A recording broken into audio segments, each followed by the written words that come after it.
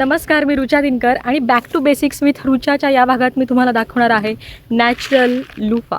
बाजारात मिळणारा जो लुफा असतो तो प्लास्टिकपासून बनलेला असतो आणि हा लुफा असतो नैसर्गिकरित्या नॅचरल फायबर्सपासून बनलेला. कसं ते दाखवते.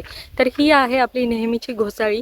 घोसाळीच्या वेलावर तिला वाढून द्यायचं, परिपक्व होऊन ती आपोआप सुकते आणि सुकली की ती अशी कडक बनते, एकदम अशी क्रंची. आणि त्याच्यातल्या बियांचा आवाज पण आता ऐकायला येईल. या त्याच्या आतमधल्या बिया आहेत आणि ही पूर्णपणे वाळलेली आहे. इथून पण ही फुटलेली आहे. आता मी तिचं हे बाहेरचं जे साल आहे किंवा कवच आहे ते काढायला सुरू करते.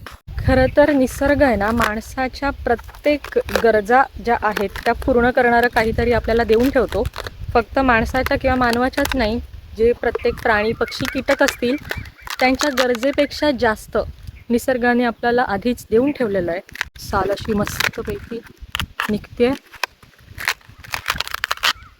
जर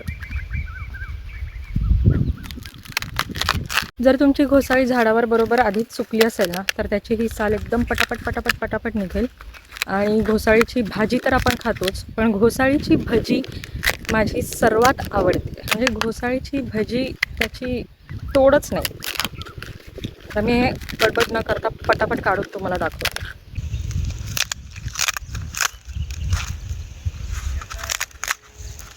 या ठिकाणी थोडीशी जास्त चिकटलेली आहे, पण ती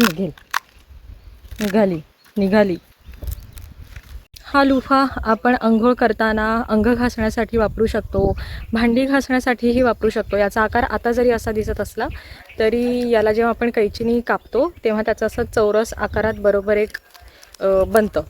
तर ते आपण वापरू शकतो. सुरुवातीला हा थोडासा कडक वाटू शकतो वापरताना, पण थोडंसं कोमट पाण्यात भिजवायचं. त्याला थोडीशी 2-3 दिवस झाले की तो बरोबर होणार अगदी. घोसाळीच्या वर आहे ही टोपी. ही टोपी जर आपण काढली तर घोसाळीच्या आतमध्ये काय आहे मी सांगू काय? घोसाळीच्या आतमध्ये आहेत तिच्या बिया. याच बिया घ्यायच्या, जमिनीत लावायच्या आता पावसाळ्यात, म्हणजे पुढचा उन्हाळा येईपर्यंत आपला दुसरा लुफा तयार. परत भरते मी त्याच्यातच. तर हा माझा नॅचरल लुफा तुम्हाला कसा वाटला मला कमेंटमध्ये नक्की सांगा.